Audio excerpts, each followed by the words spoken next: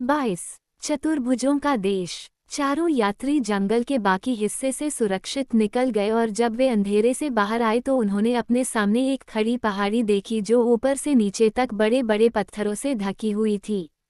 चट्टान, ये चढ़ाई कठिन होगी, बिजुका बोला, लेकिन फिर भी हमें पहाड़ी पार करनी ही होगी। इसलिए वह आगे चल पड़ा और बाकी लोग उसके पीछे चल पड़े। वे लगभग पहली चट्टान के पास पहुंच ही गए थे कि उन्हें एक कर्कश आवाज सुनाई दी। पीछे हटो, तुम कौन हो? बिजुका ने पूछा। तभी चट्टान के ऊपर एक सिर दिखाई दिया और वही आवाज बोली, ये पहाड़ी हमारी है और हम किसी को इसे पार करने की अनुमति नहीं देते। लेकिन हमें इसे पार करना ही होगा, बिजुका बोला। हम क्वाडलिंग्स के देश जा रहे हैं, लेकिन तुम ऐसा नहीं करोगे, आवाज ने उत्तर दिया, और चट्टान के पीछे से वह अजीब आदमी निकला जिसे यात्रियों ने कभी देखा था। वह काफी छोटा और मोटा था और उसका सिर बड़ा था, जो ऊपर से चपटा था और झुर्रियों से भरी मोटी गर्दन से टिका हुआ था। लेकिन उसके पास कोई हाथ नहीं था, और ये देखकर बिजुका को ये डर नहीं लगा कि इतना असहाय प्राणी उन्हें पहाड़ी पर चढ़ने से रोक सकता है। इसलिए उसने कहा, मुझे खेद है कि मैं आपकी इच्छा के अनुसार कार्य नहीं कर पाया, लेकिन चाहे आपको पसंद हो या नहीं, हमें आपकी पहाड़ी के ऊपर से गुजरना ही होगा। और वह साहपूर्वक आगे बढ़ गया।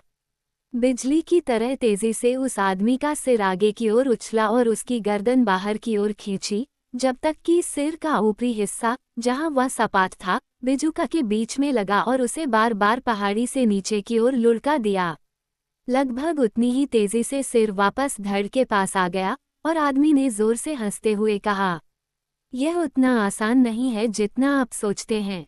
अन्य चट्टानों से जोरदार हंसी की आवाज आई और डोरोथी ने पहाड़ी पर सैकड़ों हाथीन हैमरहेड्स देखे, प्रत्येक चट्टान के पीछे एक शेर। बिजुका की दुर्घटना के कारण हुई हंसी से बहुत क्रोधित हुआ, और गरज के समान ऊंची दहाड़ लगाते हुए वह पहाड़ी पर चढ़ गया। फिर एक बार तेजी से एक सिर बाहर आया और विशाल सिंह पहाड़ी से नीचे लुढ़क गया, मानो उसे तोप के गोले से मारा गया हो। डोरोथी दौड़कर नीचे आए और बिजुका को खड़ा होने में मदद की, और शेर उसके पास आया, काफी घायल और पीड़ाग्रस्त महसूस करते हुए, और बोला, गोली चलाते हुए सिर वाले लोगों से लड़ना बेकार है, कोई भी उनका सामना नहीं कर सकता। तो फिर हम क्या कर सकते हैं?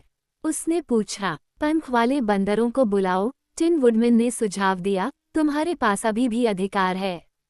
उन्हें एक बार फिर आज्ञा दें। बहुत बढ़िया, उसने जवाब दिया और गोल्डन कैप पहनकर उसने जादुई शब्द बोले। बंदर हमेशा की तरह तत्पर थे और कुछ ही पलों में पूरा दल उसके सामने खड़ा था। आपकी आज्ञा क्या है? बंदरों के राजा ने झुककर पूछा। लड़की ने उत्तर दिया, हमें पहाड़ी के पार क्वाडलिंग्स के देश में ले चलो। राजा ने कहा, यह अवश्य होगा, और पंख वाले बंदरों ने तुरंत ही चारों यात्रियों और टोटो को अपनी बाहों में उठा लिया और उनके साथ उड़ गए। जब वे पहाड़ी के ऊपर से गुजरे तो हैमरहेड्स ने झल्लाहट से चिल्लाया और अपने सिर हवा में ऊंचे कर लिए, लेकिन वे पंख वाले बंदरों तक नहीं पहुंच पाए, जिन्होंने डोरोथी और उसके साथियों को सुरक्षित रूप से पहाड़ी के ऊपर पहुंचाया और उन्हें क्वाडलिंग्स के खूबसूरत देश में उतार दिया। यह आखिरी बार है जब आप हमें बुला सकती हैं, नेता ने डोरोथी से कहा, इसलिए अलविदा और आपको शुभकामनाएं।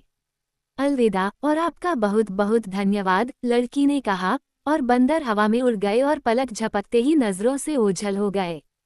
क्वाडलिंग्स का देश समृद्ध और खुशहाल लग रहा था। वहां पकने वाले अनाज के खेत थे, जिनके बीच पक्की सड़कें थीं, और सुंदर लहरदार नाले थे जिन पर मजबूत पुल बने हुए थे। बाड़ी, घर और पुल सभी चमकीले लाल रंग से रंगे हुए थे, ठीक वैसे ही जैसे विंकीज के देश में उन्हें पीले रंग से और मंचकिंस के देश में नीले रंग से रंगा गया था। क्वाडलिंग्स खुद, जो छोटे और मोटे थे और गोल मटोल और अच्छे स्वभाव के दिखते थे, लाल रंग के कपड़े पहने हुए थे, जो हरी घास और पीले पड़ते अनाज के साथ चमकीला दिख रहा था। बंदरों ने उन्हें एक फार्म हाउस के पास बिठाया था, और चारों यात्री उसके पास गए और दरवाजा खटखटाया। किसान की पत्नी ने दरवाजा खोला, और जब डोरोथी ने कुछ खाने के लिए मांगा तो महिला ने उन सभी को एक बढ़िया डिनर दिया, जिसमें 3 तरह के केक और 4 तरह की कुकीज थीं, और टोटो के लिए एक कटोरी दूध था। ग्लिंडा का किला कितनी दूर है? बच्चे ने पूछा। यह कोई बढ़िया रास्ता नहीं है, किसान की पत्नी ने उत्तर दिया। दक्षिण की ओर जाने वाली सड़क पकड़ो और तुम जल्द ही वहां पहुंच जाओगे। उस अच्छी महिला का धन्यवाद करते हुए वे फिर से चल पड़े और खेतों से होते हुए सुंदर पुलों को पार करते हुए तब तक चले जब तक कि उन्हें एक बहुत ही सुंदर महल दिखाई नहीं दिया। गेट के सामने 3 युवा लड़कियां खड़ी थीं, जो सोने की लटों से सजी सुंदर लाल वर्दी पहने हुए थीं, और जब डोरोथी उनके पास पहुंची तो उनमें से एक ने उससे कहा, आप दक्षिण देश में क्यों आए हैं? यहाँ राज करने वाली अच्छी चुड़ैल को देखने के लिए, उसने जवाब दिया। क्या तुम मुझे उसके पास ले चलोगे? मुझे अपना नाम बताओ और मैं ग्लिंडा से पूछूंगा कि क्या वह तुम्हें स्वीकार करेगी। उन्होंने बताया कि वे कौन थे, और लड़की सैनिक महल में चली गई। कुछ क्षणों के बाद वह वापस आए और कहा कि डोरोथी और अन्य लोगों को तुरंत अंदर जाने दिया जाना चाहिए।